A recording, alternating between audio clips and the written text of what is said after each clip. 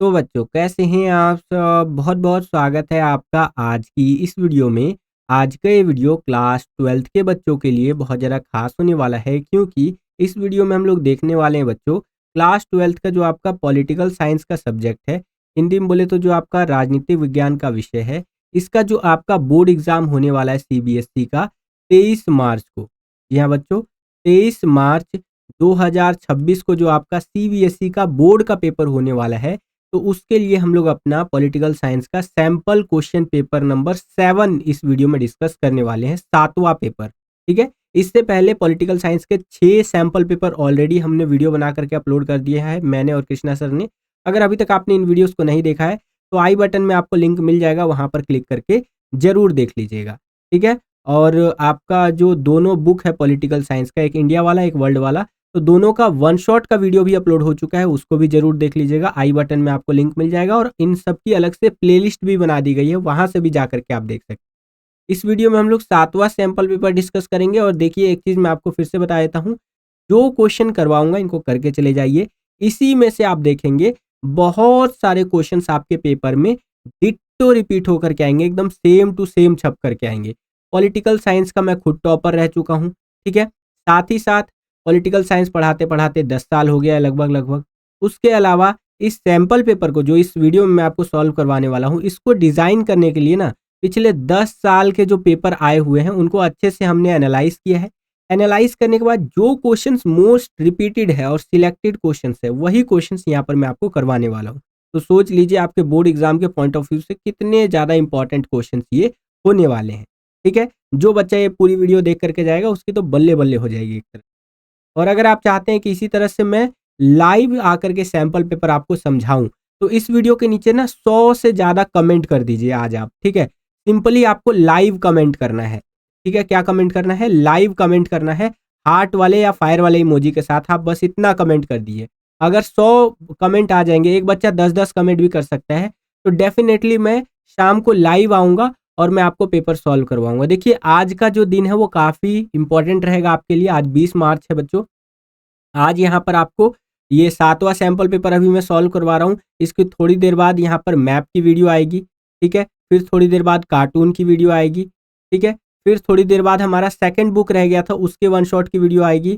तो आज back to back आपकी क्लासेस होने वाली है, तो यहाँ पर जुड़े रहिए और हर एक वीडियो को जरूर देख करके जाइएगा। ये आपको कौन बोल रहा है? ये आपको एक टॉपर बोल रहे हैं, आपके बड़े भैया जो पहले टॉप कर चुके हैं, आपको भी टॉप करवाना चाहते हैं।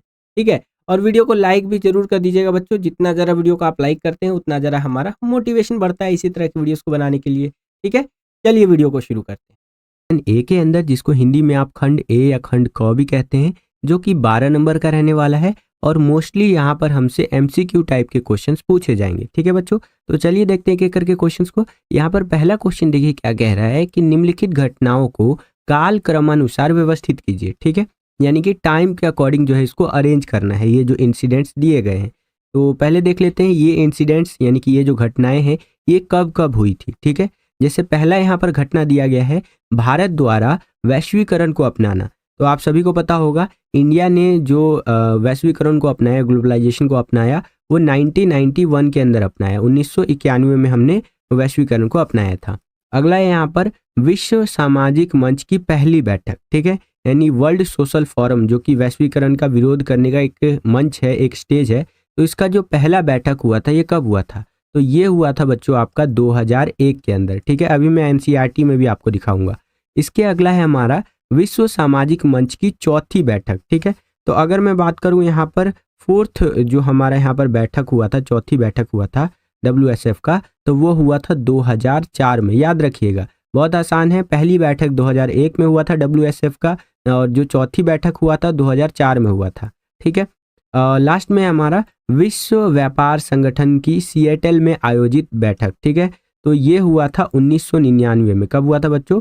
1999 के अंदर हुआ था। तो इस तरह से यहाँ पर ये इंसिडेंट्स हुए थे इस टाइम पे। ओके बच्चों, अब एक बारी मैं आपको एनसीईआरटी में भी दिखा देता हूँ। तो ये आप देख सकते हैं एनसीईआरटी के अंदर लिखा हुआ है कि जो वर्ल्ड सोशल फोरम है इसकी पहली जो बैठक हुई थी 2001 में ब्राज़ील के पोर्टो अल्गेरो में हुई थी। ठीक है, और 2004 में इसकी चौथी बैठक मुंबई में हुई थी। ठीक है बच्चों, ये आपको समझ में आ गया। आगे चलते हैं। अब यहाँ पर देखिए 1999 में सिएटल में विश्व व्यापार संगठन की मंत्री स्तरीय बैठक हुई थी, ठीक है, और यहाँ पर बड़े पैमाने पर विरोध प्रदर्शन हुआ था। ओके बच्चों, अलग से भी ये क्वेश्चन बन सकता है 1999 का जो सिएटल में WSF का यहाँ पर बैठक हुआ था इसको लेकर के, ठीक है। इसमें क्या हुआ था कि आर्थिक रूप से जो ताकतवर देश है जैसे वेस्टर्न कंट्रीज जो है, अमेरिका, यूरोपियन देश जो है, वो यहाँ पर व्यापार के अनुचित तौर तरीके अपना रहे हैं, ठीक है। तो इसको लेकर के यहाँ पर विरोध किया गया था 1999 यानी 1999 में ये जो बैठक हुआ था ना इसके अंदर, ठीक है बच्चों। तो आशा करता हूँ आपको समझ में आ गया होगा। ये आपका जो ग्लोबलाइजेशन वाला चैप्टर है उसी के अंदर ये सारी चीज़ें दी गई है। तो अगर यहाँ पर हम बात करें करेक्ट ऑप्शन की, क्योंकि आपने सारी घटनाएं देख ली किस किस टाइम पे ये सारी घटनाएं हुई हैं, तो करेक्ट ऑप्शन आपका हो जाएगा ये जो क वाला विकल्प है यानी कि ए वाला ऑप्शन कह लीजिए, ये आपका करेक्ट हो जाएगा। सबसे पहले हमारा क्या हुआ, तो सबसे पहले हुआ भारत द्वारा वैश्वीकरण को अपनाया गया 1991 में। उसके बाद यहाँ पर सिएटल में आयोजित जो हमारा बैठक था विश्व व्यापार संगठन का, ये हुआ था 1999 में। फिर हमारा हुआ था विश्व सामाजिक मंच यानी वर्ल्ड सोशल फोरम WSF की पहली बैठक हुई थी 2001 के अंदर। और सबसे लास्ट में क्या हुआ, विश्व सामाजिक मंच यानी WSF की चौथी बैठक हुई थी 2004 के अंदर, ठीक है। तो इस हिसाब से जो आपका क वाला विकल्प है ये बिल्कुल करेक्ट आंसर हो जाएगा बच्चों। सेम यही क्वेश्चन इंग्लिश मीडियम में कुछ इस तरह से रहेगा, ये आप अपनी स्क्रीन पर देख सकते हैं। Arrange the following events in chronological order, तो ये आप अपनी स्क्रीन पर देख सकते हैं। Globalisation adopted by India 1991, first meeting of world social forum 2001, fourth meeting of world social forum 2004 and meeting of the WTO held in Seattle, तो ये हुआ था आपका 1999 के अंदर। तो यहाँ पर ए वाला ऑप्शन हमारा करेक्ट आंसर हो जाएगा बच्चों। वीडियो में आगे बढ़ने से पहले एक इंपॉर्टेंट इन्फॉर्मेशन है बच्चों, तो बड़े ध्यान से समझिएगा। अगर आप अपने पॉलिटिकल साइंस के बोर्ड एग्जाम की तैयारी को और हिस्ट्री का जो आपका बोर्ड का पेपर होने वाला है इसकी तैयारी को बहुत बढ़िया बनाना चाहते हैं, आप चाहते हैं कि कम टाइम में भी पढ़ाई करके, जैसे अभी आपका एग्जाम बस होने ही वाला है, टाइम आपके पास बहुत कम बचा है, ठीक है, इतने कम टाइम में भी पढ़ाई करके आप एक टॉपर बन के निकले, तो आप हमारे द्वारा बनाए गए इन दोनों सब्जेक्ट के 15-15 सैंपल पेपर्स ले सकते हैं बच्चों, विथ सॉल्यूशन के साथ। हिंदी प्लस इंग्लिश दोनों ही मीडियम में अवेलेबल है, ठीक है। देखो बच्चों, मैं ना आपको माइंडसेट बताता हूँ, ठीक है, कि एक टॉपर का माइंडसेट क्या होता है और एक एवरेज बच्चे का माइंडसेट क्या होता है, ठीक है।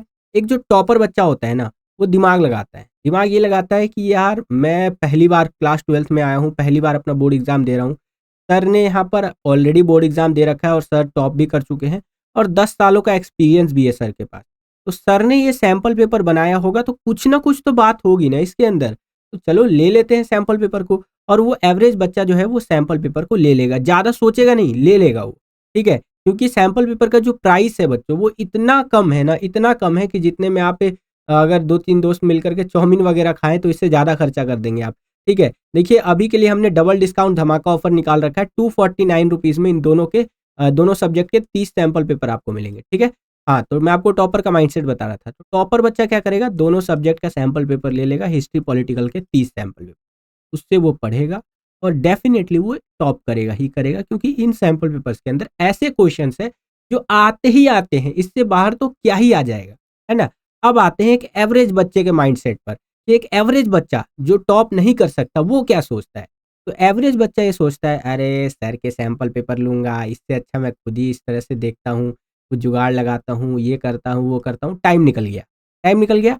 तो वो बच्चा एवरेज मार्क्स ही लेकर के आएगा, ज़्यादा मार्क्स नहीं लेकर के आएगा। एक्सपेक्टेशंस तो ज़्यादा रहती है, इंस्टाग्राम पे रीलें तो बहुत ज़्यादा देख लेता है वो मोटिवेशन वाली, कि ये मोटिवेट हो जाऊंगा मैं, ऐसे ऐसे रीलें आती हैं कि you can do it brother, ये वो ऐसे वैसे, लेकिन वो सही टाइम पे एक्शन नहीं लेता है, और सही टाइम पर एक्शन न लेने के कारण वो एवरेज ही रह जाता है। और टॉपर स्टूडेंट जो होता है बच्चों, वो सही टाइम पे यहाँ पर एक्शन ले लेता है, इसलिए वो टॉपर बन जाता है। तो ये आपके ऊपर कंप्लीटली डिपेंड करता है कि आप एक टॉपर बनना चाहते हैं या एक एवरेज स्टूडेंट बन के रहना चाहते हैं, कि हाँ ठीक है भाई, 80 में से मेरे 40 नंबर आ गए, 50 नंबर आ गए, बहुत है। तो वो आपके ऊपर कंप्लीटली डिपेंड करता है, ठीक है। ऑलरेडी अगर मैं आपको अंदर की बात बताऊं तो हजारों बच्चे जो टॉप करना चाहते हैं वो सैंपल पेपर ले रहे हैं, ठीक है, क्योंकि मैं खुद अपनी टीम के पास जाता हूं और उनसे बातें करता हूं, तो वो बताते हैं कि बच्चे इस व्हाट्सअप नंबर पे कांटेक्ट करके, जो हमारी टीम का बिजनेस व्हाट्सअप नंबर है, इस पे कांटेक्ट करके ऑलरेडी हजारों बच्चों के मैंने यहाँ पर मैसेजेस देखे हैं जो सैंपल पेपर ले रहे हैं, और दिख जाता है यार ये बच्चा टॉप करेगा, क्योंकि एक सैंपल पेपर लेने की बात नहीं है ना, एक पढ़ने की ना लालसा होती है, तो वो दिख जाता है। ठीक है, तो ये चीज़ें हैं बच्चों। बाकी अगर आप टॉप करना चाहते हैं, बहुत अच्छे मार्क्स स्कोर करना चाहते हैं कम टाइम पे भी पढ़ाई करके, तो डेफिनेटली मेरी तरफ से तो भैया 1000% रिकमेंडेड है, आप लीजिए ही लीजिए सैंपल पेपर। स्क्रीन पर जो आपको व्हाट्सअप नंबर दिख रहा है, और सबसे वैल्यू फॉर मनी डील ये रहेगा कि 2 सब्जेक्ट का एक साथ ले लीजिए 249 में, डबल डिस्काउंट धमाका ऑफर के तहत। वैसे ओरिजिनल प्राइस तो 600 रुपये के आसपास। ठीक है, तो आज ही इन सैंपल पेपर्स को लीजिए और अपने बोर्ड एग्जाम में बहुत अच्छे मार्क्स स्कोर कीजिए। चलिए वीडियो में आगे बढ़ते हैं। पर क्या पूछा है हमसे कि बर्लिन की दीवार कब गिराई गई थी। ठीक है, तो बर्लिन की दीवार जो आपकी गिराई गई थी वो 1989 यानी कि 1989 के अंदर गिराई गई थी। ठीक है, ये आपका करेक्ट आंसर हो जाएगा। 28 सालों तक खड़ी रही थी। अब आपको कमेंट करके बताना है, ये आज का आपका होमवर्क है, कि ये कब बनाई गई थी बर्लिन की दीवार, और यहाँ पर ये जो गिराई गई थी ये किसके द्वारा गिराई गई थी। ये 2 चीज़ें आप मुझे कमेंट करके बताइएगा। पहला कि कब इसको बनाया गया था, मैंने बता दिया हिंट के लिए कि 28 सालों तक ये खड़ी रही थी, और 1989 में इसको गिरा दिया गया था। आप माइनस करेंगे तो वैसे ही निकल जाएगा कि कब इसको बनाया गया था। और दूसरा क्वेश्चन है कि किसके द्वारा जो है सो कि इस दीवार को गिराया गया। ये 2 चीज़ें आप मुझे कमेंट करके बताइए।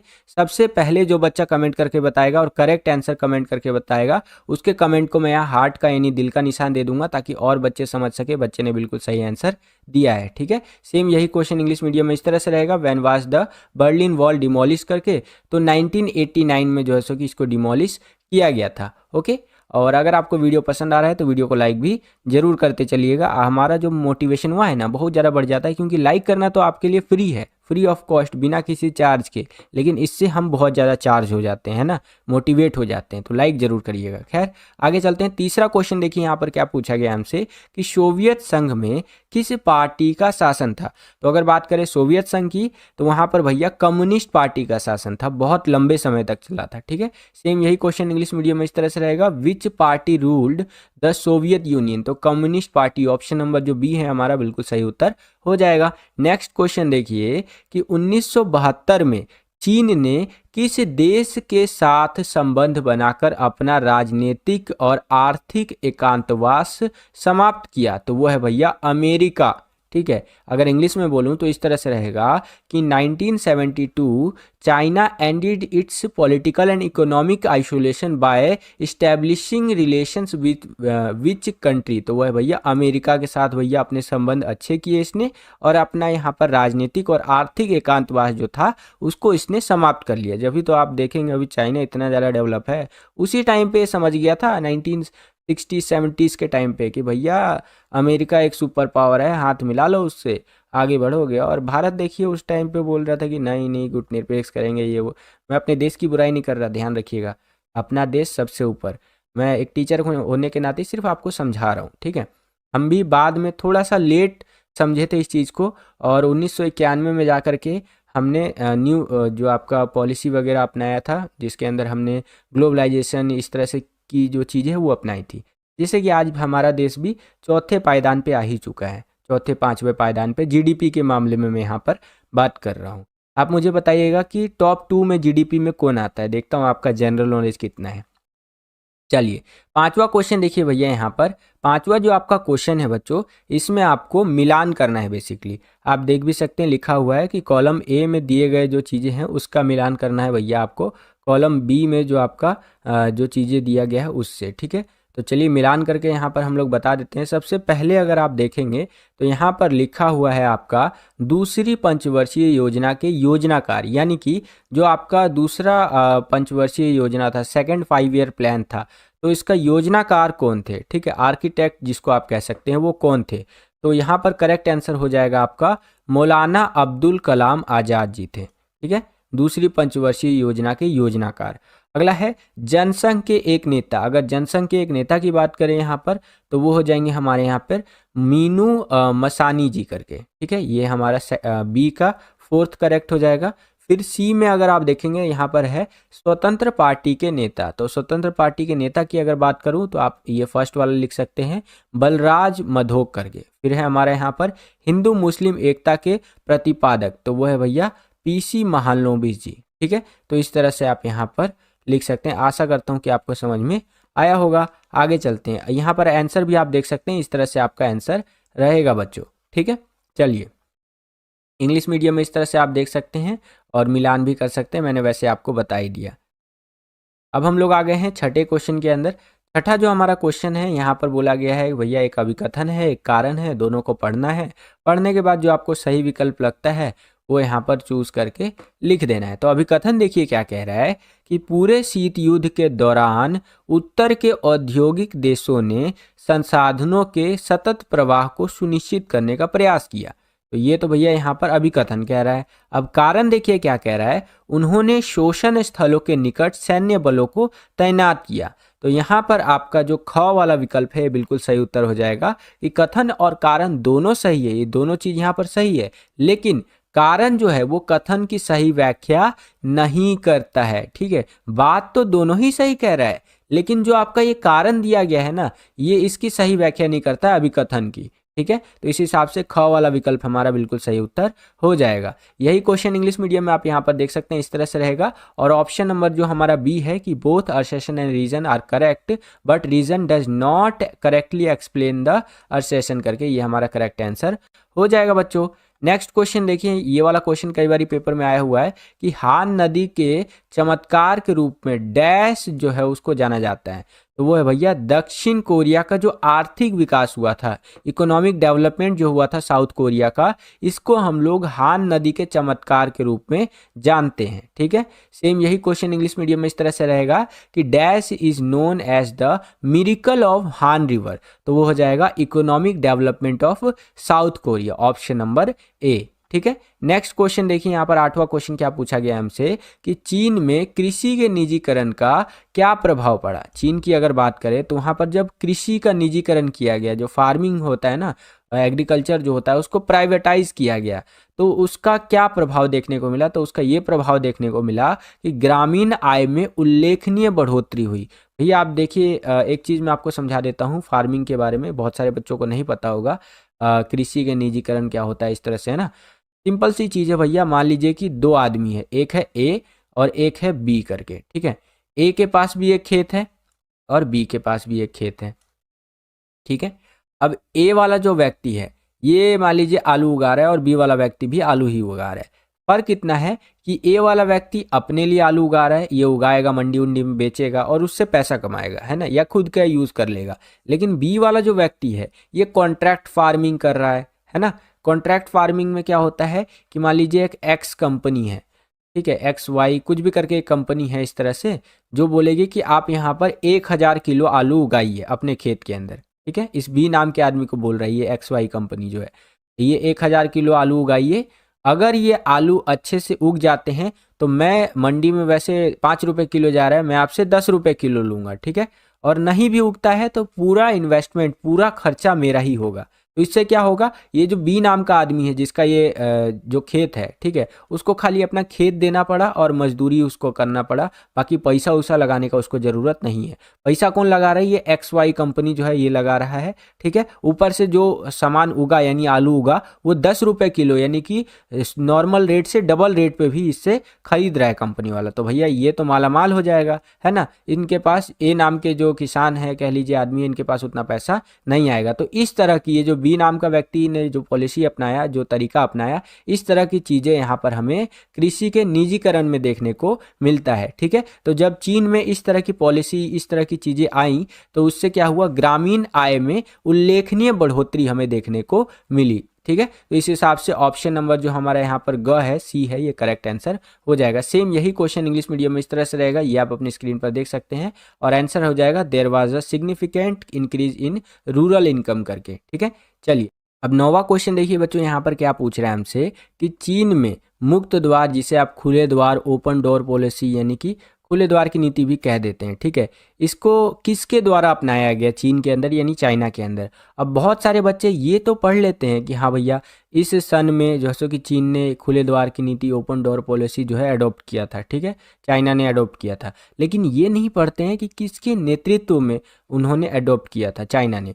ठीक है, तो यहाँ पर मैं आपको बताना चाहूँगा कि देंग शियांग पेंग करके जो व्यक्ति थे, इनके नेतृत्व में, ठीक है, ये लीडर थे, इनके नेतृत्व में चीन में मुक्त द्वार की नीति जैसे कि अपनाई गई थी।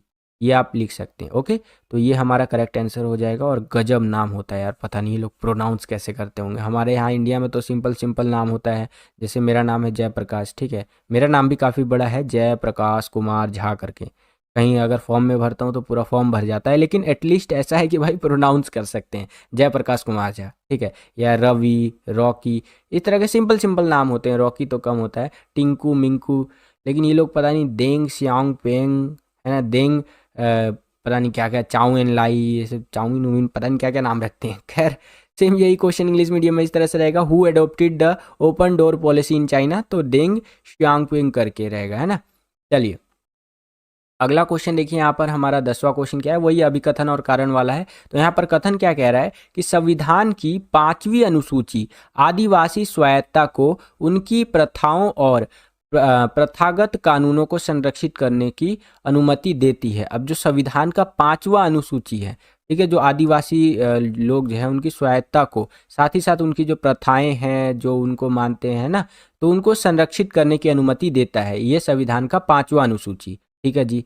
अब यहाँ पर कारण देखिए क्या कह रहा है कि ये प्रावधान जो है पूर्वोत्तर में जटिल राजनीतिक समस्याओं को हल करने में महत्वपूर्ण साबित हुए हैं, ठीक है। तो दोनों ही बात यहाँ पर सही कही गई है, क्योंकि देखिए पूर्वोत्तर के राज्यों में अगर आप देखेंगे तो वहाँ पर आपको इस तरह की कम्युनिटी देखने को मिलेगी, और जो ये संविधान का हमारा 5वां अनुसूची है, ये चीज़ यहाँ पर जो बोली जा रही है वो हुई भी है, ठीक है। तो इस हिसाब से आपका जो क वाला विकल्प है ये बिल्कुल सही आंसर हो जाएगा। कथन और कारण दोनों सही है, और कारण जो है कथन की सही व्याख्या है, ठीक है। चलिए आशा करता हूँ कि आपको समझ में आया होगा। सेम यही क्वेश्चन इंग्लिश मीडियम में इस तरह से रहेगा, आप देख सकते हैं, और आंसर हो जाएगा option number A, both the statement and reason are correct and the reason is the correct explanation of the statement करके, ठीक है। चलिए अभी 11वां क्वेश्चन देखिए।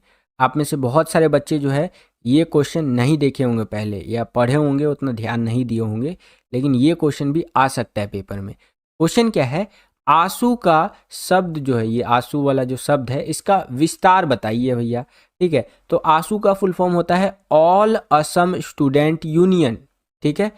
ऑल असम स्टूडेंट यूनियन जो है ये आंसू का फुल फॉर्म है। और आंसू के बारे में पढ़ के जाइएगा, और भी चीज़ें आंसू से पूछी जा सकती है, ध्यान रखिएगा। सेम यही क्वेश्चन इंग्लिश मीडियम में इस तरह से रहेगा, आंसू का आपको फुल फॉर्म बताना है, ऑल असम स्टूडेंट यूनियन जो है इसका फुल फॉर्म रहेगा। नेक्स्ट क्वेश्चन देखिए, सीमांत गांधी कौन थे। ये क्वेश्चन तो कई बारी पेपर में आया है।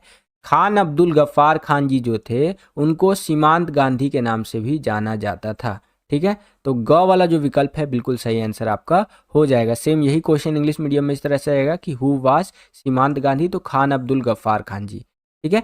आशा करता हूँ कि ये सारे क्वेश्चन आपको समझ में आए होंगे। ये रहे हमारे एमसीक्यू क्वेश्चंस। अब हम लोग आ गए हैं खंड ख यानी कि सेक्शन बी के अंदर, जिसके अंदर वेरी शॉर्ट आंसर टाइप के जो क्वेश्चंस होते हैं, यानी कि 2-2 नंबर वाले जो क्वेश्चंस होते हैं वो क्वेश्चंस हमसे यहाँ पर पूछे जाएंगे और उनका आंसर हमें देना है। तो चलिए देखते हैं क्या करके। पहला क्वेश्चन देखिए, ये काफ़ी इंपॉर्टेंट है और कई बारी पेपर में आ रखा है भैया, और आपको हंसी भी आएगा इस क्वेश्चन के अंदर।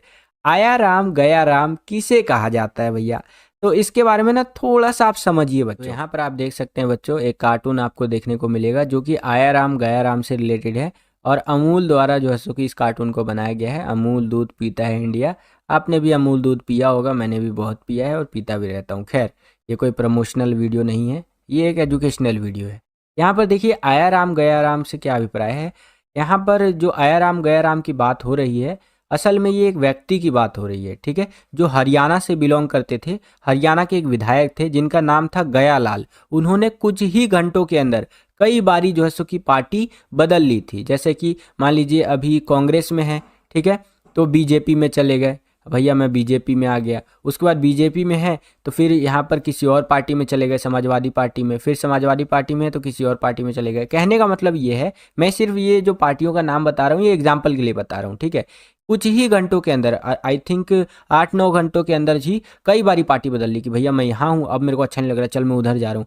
तो लोग पता है इसी को लेकर के बोलने लगा, अरे ये तो आया राम है गया राम है, आ रहा है जा रहा है आ रहा है जा रहा है, तो इसका नाम ही रख देते हैं आया राम गया राम, आया राम गया राम। तो गया लाल से यहाँ पर क्या हो गया, आया राम गया राम, आया राम गया राम, है ना, इस तरह से। तो आशा करता हूँ कि आपको समझ में आया होगा बच्चों। इसी क्वेश्चन के आंसर यहाँ पर आप देख सकते हैं, इस तरह से आप आंसर लिख भी सकते हैं। मैंने आपको बता भी दिया वैसे कि हरियाणा के एक विधायक जिनका नाम गयालाल था, उन्होंने कुछ ही घंटों के अंदर कई बार पार्टियां बदली थी, जिसके कारण उनका नाम जो है आयाराम गयाराम के नाम से प्रसिद्ध हो गया। ठीक है, तो इस तरह से आंसर आपको लिखना है बच्चों। सेम यही क्वेश्चन इंग्लिश मीडियम में इस तरह से रहेगा, ये आप अपनी स्क्रीन पर देख सकते हैं और आंसर आपको कुछ इस प्रकार से लिखना है। नेक्स्ट क्वेश्चन देखिए बच्चों, यहाँ पर 14वां क्वेश्चन क्या पूछा जा रहा है कि प्रथम पंचवर्षीय योजना तथा द्वितीय पंचवर्षीय योजना में कोई दो अंतर बताइए। प्रथम पंचवर्षीय योजना जो था आपका फर्स्ट 5 ईयर प्लान था, और जो आपका सेकंड 5 ईयर प्लान था उसके बारे में कोई दो अंतर बताना है। तो 5 ईयर प्लान क्या होता है इसको थोड़ा सा समझ लीजिए। 5 ईयर प्लान का मतलब बेसिक सा यही होता है, जैसे हम लोग घर में एक वो चलाते हैं ना कि भैया हाँ अगले 1 महीने में किस तरह से खर्चा होने वाला है। हमारी जो मम्मी होती है, पापा होते हैं, वो एक मतलब अनुमान लगाते हैं, प्लान करते हैं कि भैया इस तरह से आने वाले 1 महीने में इतना इतना खर्चा करना है, इतना सैलरी आने वाला है। मान लीजिए पिताजी की सैलरी यहाँ पर 20,000 रुपये 15,000 रुपये आ रही है, ठीक है, तो उसी में हमें यहाँ पर अंदाज़ा लगाना होता है कि रूम रेंट अगर जाना है तो कितना जाएगा, फिर खाने का खर्चा कितना आएगा, दवाइयों वगैरह पे खर्चा कितना आ सकता है, ठीक है, और जो साग सब्जी का खर्चा होता है वो कितना आएगा। तो इस तरह से हम एक प्लान बना करके चलते हैं ना। तो जिस तरह से हम अपने घर को चलाने के लिए फ्यूचर में मतलब आने वाले 1-2 महीने 3 महीने का इस तरह से प्लानिंग करते हैं कि भैया हमारा घर कैसे चलेगा, हमारा आश्रम कैसे चलेगा, उसी तरह से पूरे देश को चलाने के लिए अब 1-2 महीने का प्लान तो बनाया नहीं जा सकता, तो 5 सालों का प्लान बनाया जाता है जिसे 5 ईयर प्लान कहा जाता है। ठीक है, इस 5 साल के प्लान में ये डिसाइड किया जाता है कि भैया देश में किस चीज़ों को बढ़ावा दिया जाएगा, किन चीज़ों को बढ़ावा नहीं दिया जाएगा, ठीक है, कहाँ टैक्स ज़्यादा लगाने की ज़रूरत है, कहाँ टैक्स कम लगाने की ज़रूरत है। इस तरह की तमाम चीज़ों पर डिस्कशन किया जाता है, फैसले सुनाए जाते हैं और इस तरह से 5 ईयर प्लान जो होता है, पंचवर्षीय योजनाएं जो होती हैं उनको बनाया जाता है, जो कि देश हित में होता है। ठीक है, देश के फायदे के लिए होता है, देश की जनता के फायदे के लिए होती है। तो ये हमारा 5 ईयर प्लान होता है। अब यहीं पर क्वेश्चन हमारा बन गया है कि प्रथम पंचवर्षीय योजना यानी कि फर्स्ट 5 ईयर प्लान और जो आपका द्वितीय पंचवर्षीय योजना था, सेकंड 5 ईयर प्लान था, इसमें आपको अंतर बताना है कोई दो। तो यहाँ पर बताया गया है कि पहली पंचवर्षीय योजना में कृषि विकास पर जोर दिया गया था, ठीक है, और इसके साथ साथ हुई, जबकि दूसरी पंचवर्षीय योजना में भारी उद्योग पर जोर दिया गया। ठीक है, पहले पंचवर्षीय योजना की जब शुरुआत हुई देश में यानी फर्स्ट 5 ईयर प्लान लाया गया तो उसमें बोला गया कि भैया हम लोग फार्मिंग को यानी कृषि वगैरह को इस तरह से आगे बढ़ाएंगे, लेकिन धीरे धीरे ये देखा गया कि दूसरी पंचवर्षीय योजना में जो हमारा हैवी जो इंडस्ट्रीज होता है, भारी उद्योग जो होता है, उस पर ज़्यादा जोर दिया गया, उस पर ज़्यादा फोकस किया गया। प्रथम पंचवर्षीय योजना का मुख्य उद्देश्य राष्ट्रीय आय को बढ़ाना और बचत कर निवेश को बढ़ाना था। वहीं द्वितीय यानी दूसरी पंचवर्षीय योजना में देखा गया कि आयात पर भारी शुल्क और देसी उद्योगों को संरक्षण प्राप्त हुआ। ठीक है, तो आप देख रहे हैं कि पहली पंचवर्षीय योजना में भैया आय को बढ़ाना है, ठीक है, इनकम ज़्यादा से ज़्यादा जनरेट करना है, और जब सेकंड हमारा यहाँ पर पंचवर्षीय योजना हुआ, सेकंड 5 ईयर प्लान लाया गया, तो इसके अंदर जो हमारे उद्योग थे उनको बचाया गया, उनका संरक्षण किया गया और बढ़ावा भी दिया गया, है ना। तो इस तरह से आप लिख सकते हैं अंतर। आई होप कि आपको समझ में आया होगा। वीडियो अगर आपको पसंद आ रहा है तो वीडियो को लाइक करते चलिए। अगर हम कुछ चीज़ इंप्रूव कर सकते हैं अपनी वीडियो में तो आप हमें सजेस्ट करिए। कमेंट सेक्शन आप सभी बच्चों के लिए खुला हुआ है, ओपन, आप वहाँ पर जाकर के अपना फीडबैक लिख सकते हैं कि सर ये चीज़ इंप्रूव कीजिए, ये चीज़ आपका बहुत अच्छा है, इसमें आपको इंप्रूवमेंट की ज़रूरत है, इसमें नहीं है। ठीक है, तो हम उस चीज़ को इंप्रूव करेंगे। या कोई और तरह का कंटेंट चाहिए, किसी और सब्जेक्ट का सैम्पल पेपर का वीडियो चाहिए, तो आप कमेंट करके बताइए। जब तक आप कमेंट नहीं करेंगे तब तक हमें पता नहीं चलेगा, क्योंकि आपकी तरफ से डिमांड आएगी, सप्लाई देने के लिए हम बैठे हुए हैं इधर। ठीक है, तो आप कमेंट कीजिए, मैं आपका हर एक कमेंट रीड जरूर करता हूँ जैसे ही मुझे टाइम मिलता है। और बाकी आप मुझे इंस्टाग्राम पे भी मैसेज कर सकते हैं, जय झा 07 करके मेरा इंस्टा आईडी है, वहाँ पे मुझे मैसेज कर सकते हैं जो भी आपका डाउट वगैरह रहता है।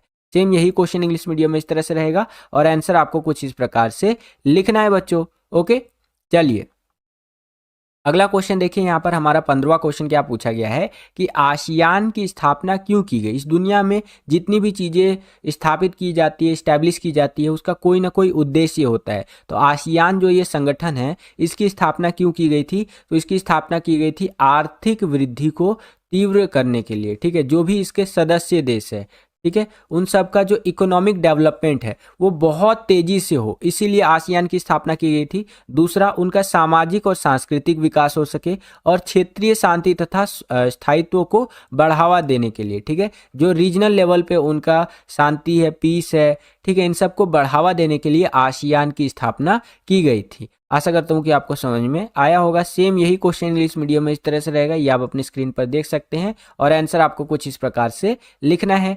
नेक्स्ट क्वेश्चन देखिए यहाँ पर क्या पूछा गया है कि अंतर्राष्ट्रीय संगठन होने के किसी दो लाभ को उजागर कीजिए। ठीक है, जो हमारा इंटरनेशनल ऑर्गेनाइजेशन होता है जैसे यूएनओ वगैरह हो गया ना, तो इसके होने के लाभ क्या है भैया।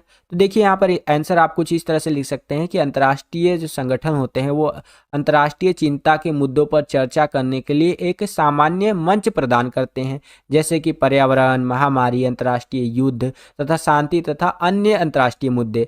अभी आप देखिए ना, इजराइल और पैलेस्टीन का वॉर चल रहा है, ठीक है, या यूक्रेन रशिया का वॉर चल रहा है। तो ये सब जो मुद्दे हैं, या कोविड-19 वगैरह आया था, है ना, क्लाइमेट चेंज हो रहा है, अलग अलग तरह की चीज़ें होती हैं, इंटरनेशनल चीज़ें, तो इसके ऊपर डिस्कस करने के लिए एक मंच तो होना चाहिए ना। अभी तो शादी वगैरह का सीज़न चल रहा है, आप किसी ना किसी शादी पार्टी में गए होंगे तो वहाँ पर ज़रूर देखा होगा कि एक मंच होता है जहाँ पर लोग आकर के डांस करते हैं, वो ढिकचुक ढिकचुक ढिकचुक ढिकचुक इस तरह से कर डांस करते हैं ना। तो उसी तरह से डांस करने के लिए नहीं, लेकिन बातचीत करने के लिए, मसलों को सुलझाने के लिए वैश्विक स्तर पर, इंटरनेशनल लेवल पर कोई ना कोई मंच होना चाहिए जहाँ पर सभी देश के जो लीडर है वो इकट्ठा हो और उस चीज़ के ऊपर कोई कंक्लूजन निकल सके। ठीक है, चाहे वो वॉर हो सकता है, ठीक है, कोई पैंडेमिक हो सकता है, या और चीज़ें हो सकती है, क्लाइमेट चेंज वगैरह हो सकता है। तो इन सब चीज़ों को फुलफिल करने के लिए इंटरनेशनल ऑर्गेनाइजेशन जो है, अंतर्राष्ट्रीय संगठन जो है, इसकी स्थापना की जाती है। उदाहरण के लिए हमारा यूएनओ ले लीजिए, है ना। और अंतर्राष्ट्रीय शांति तथा सुरक्षा बनाए रखने के लिए भी यहाँ पर अंतर्राष्ट्रीय संगठन होना जरूरी है। अगर मान लीजिए कि इंटरनेशनल ऑर्गेनाइजेशन जो है होता है, इंटरनेशनल ऑर्गेनाइजेशन जो है आपका, ये है ही नहीं पूरी दुनिया में कोई सा भी, है ना, तो कोई भी देश लड़ने लग जाएगा आपस में, कोई बोलने वाला तो है नहीं ना। अब मान लीजिए घर में अगर मम्मी पापा नहीं होते हैं तो दो भाई अगर जो है छोटे बड़े, वो लड़ने लग जाते हैं ना कि यार तूने ये सामान कैसे ले लिया, मेरा ये सामान कैसे ले लिया। और मम्मी पापा होते हैं तो नहीं लड़ पाते हैं क्योंकि उनके ऊपर गार्जियन है। तो एक तरह से गार्जियन टाइप ही आप समझ सकते हैं, एक तरह से मैं बता रहा हूँ, वैसे बहुत तरह के मतलब निकल सकते हैं। ठीक है, अगर आप अंदर जाएंगे यानी डीप में पढ़ेंगे तो बहुत सारी बातें, कॉलेज लेवल पे अगर आप जाएंगे ना तो वहाँ पर और चीज़ें आपको पता चलेंगी। आशा करता हूँ कि आपको समझ में आ गया होगा। सेम यही क्वेश्चन इंग्लिश मीडियम में इस तरह से रहेगा और आंसर आपको कुछ इस प्रकार से लिखना है बच्चों। नेक्स्ट क्वेश्चन देखिए यहाँ पर क्या है कि मार्शल योजना क्या थी, इसको थोड़ा सा ना समझिए बच्चों। तो देखिए बच्चों, ये बात है उस जमाने की जब दुनिया में वर्ल्ड वॉर सेकेंड चल रहा था, ठीक है, दूसरा विश्व युद्ध चल रहा था।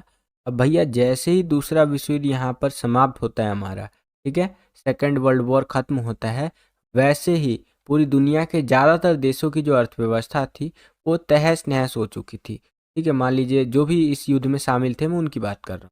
उन्हीं में से एक था भैया यहाँ पर हमारा यूरोप, और यूरोप में भी पश्चिमी यूरोप की मैं बात कर रहा हूँ। ठीक है, तो उसी पश्चिमी यूरोप को अमेरिका ने ज़बरदस्त यहाँ पर फाइनेंशियल सपोर्ट दिया भैया, अपना डॉलरवा वॉलरवा एकदम पैसा वैसा दिया है अपना। ठीक है, और अमेरिका ने जो यूरोप, खास करके पश्चिमी यूरोप की अर्थव्यवस्था को पुनर्गठित यानी कि दोबारा से ऊपर खड़ा करने के लिए जो ये सपोर्ट दिखाया, ठीक है, जो ये सपोर्ट दिया, तो इसी को मार्शल योजना के नाम से जाना जाता है। आशा करता हूँ कि आपको समझ में आया होगा बच्चों। जो बातें मैंने आपको बताई वही चीज़ आप यहाँ पर लिखा हुआ भी देख सकते हैं कि दूसरे विश्व युद्ध के बाद अमेरिका ने पश्चिमी यूरोप की अर्थव्यवस्था को पुनर्गठित करने के लिए ज़बरदस्त मदद की। इसे ही मार्शल योजना के नाम से जाना जाता है। ठीक है, चलिए, सेम यही क्वेश्चन इंग्लिश मीडियम में इस तरह से रहेगा, what was the Marshall plan, और आंसर आपको कुछ इस प्रकार से लिखना है बच्चों।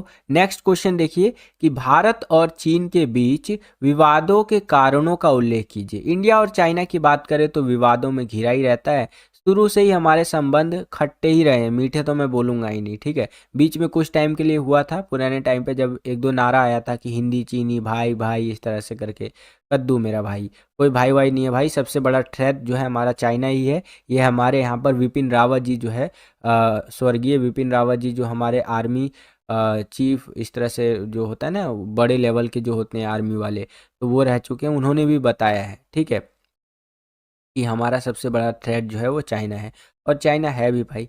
तो भारत और चीन की अगर बात करें, इंडिया चाइना की बात करें, तो विवादों के क्या क्या कारण हैं, तो आप लिख सकते हैं दलाई लामा को भारत ने जो शरण दिया था, इसको लेकर के चाइना एकदम बौखलाया रहता है। चाइना टाइम टू टाइम बोलता रहता है कि तुमने दलाई लामा को शरण कैसे दे दिया। दलाई लामा जो कि तिब्बत के धार्मिक गुरु माने जाते हैं, ठीक है, और इनको हमने आई थिंक शरण दिया था 1959 के टाइम पे, ठीक है, अगर मैं सही हूँ तो। नेक्स्ट है भैया, भारत और चीन का जो युद्ध हुआ था 1962 में, जिसके अंदर जो हम हार गए थे अनफॉर्चुनेटली, और चाइना ने हमारा कुछ हिस्सा कब्जा कर लिया था, जिसे अक्साई चीन भी बोलते हैं। तो इसको लेकर के भी विवाद रहता है, अक्सर जो है भारत की तरफ से ये आवाज़ें उठती हैं जनता की तरफ से, ठीक है, कई बार गवर्नमेंट के लोग भी उठा देते हैं कि भैया जो हमारा कब्जा किया हुआ ज़मीन है उसको छोड़ दो यार, लेकिन चाइना ऐसा करने के लिए राज़ी नहीं है, वो अपनी विस्तारवादी सोच में अड़ा हुआ है, ये भी हमारा है, वो भी हमारा, ये भी हमारा है। मैं तो कहता हूँ भाई चाइना को ना एकदम खुली छूट दे देनी चाहिए। चाइना को बोलना चाहिए कि भाई तेरे को पूरी दुनिया पे कब्जा करना है ना, पूरी दुनिया पे कब्जा कर ले। फिर लास्ट में पता है क्या बोलना चाहिए, पूरा चाइना ही हमारा है, लो कर लो कब्जा। खैर, अगला है अरुणाचल प्रदेश क्षेत्र विवाद। अरुणाचल प्रदेश को चाइना अपना बोलता है कि हाँ ये मेरा है करके, है ना, तो इसको लेकर के भी विवाद रहता है। अरुणाचल प्रदेश के कई गांव अगर आप देखेंगे ना मैप में, तो चाइना ने अपने मैप में भी शामिल कर लिया है अरुणाचल प्रदेश के कई क्षेत्र, कई गांवों को, कि अरे ये तो चाइना का पार्ट है भैया, लेकिन वास्तव में वो भारत को बिलोंग करते हैं, ठीक है। चीन द्वारा तिब्बत पर कब्जा होना, ठीक है, ये भी भारत और चीन के विवादों के कारणों में आप लिख सकते हैं। गलवान वैली की जो घटना हुई थी 2020 में, जिसके अंदर जो है सो कि कई सारे हमारे देश के वीर जवान भी शहीद हुए थे, और चाइना के जो जवान हैं वो भी मारे गए थे, इस तरह से शहीद हुए थे। तो गलवान वैली एक जगह है जहाँ पर भारत और चीन के जो सैनिक हैं उनके बीच में झड़प हो गई थी, इस तरह से, है ना। तो ये एक जो घटना हुई थी, इसको लेकर के भी भारत और चीन के बीच में जो विवाद है वो देखने को मिलता है। तो इस तरह से आंसर आप लिख सकते हैं, और भी कुछ पॉइंट्स आप लिख सकते हैं अपनी तरफ से जो कि एनसीईआरटी से संबंधित हो, आपकी किताब से संबंधित हो, और इनको अगर आप एक्सप्लेन करके लिख देंगे तो आपको पूरे नंबर मिल जाएंगे बच्चों। सेम यही क्वेश्चन आपका इंग्लिश मीडियम में इस तरह से रहेगा, ये आप अपने स्क्रीन पर देख सकते हैं, और आंसर आपको कुछ इस प्रकार से लिखना है। तो हम लोग आ गए हैं सेक्शन सी के अंदर, जिसको हिंदी में आप खंड सी भी बोलते हैं। इसके अंदर हमसे जो 4 मार्क्स के क्वेश्चंस होते हैं, यानी 4-4 नंबर के क्वेश्चंस होते हैं, वो पूछे जाएंगे, जिसका आंसर हमें 100 या फिर 120 वर्ड्स के अंदर देना है। वर्ड लिमिट का खासा ध्यान रखिएगा, ठीक है। और 4 नंबर के क्वेश्चंस के अंदर आप कोशिश किया कीजिए कि अगर एक भूमिका बनती है तो भूमिका बनाइए, और निष्कर्ष बनता है तो निष्कर्ष बनाइए। इससे जो आपका आंसर है वो और भी ज़्यादा अट्रैक्टिव दिखेगा, ठीक है। तो आपको फुल में से फुल मार्क्स मिलने की संभावना बहुत ज़्यादा रहेगी। चलिए क्वेश्चन की तरफ बढ़ते हैं। तो 19वां क्वेश्चन देखिए यहाँ पर क्या पूछ रहे हैं हमसे, कि भारत के लोगों पर वैश्वीकरण के किन्हीं 4 नकारात्मक परिणामों को उजागर कीजिए, ठीक है। वैश्वीकरण का मतलब होता है ग्लोबलाइजेशन, ठीक है।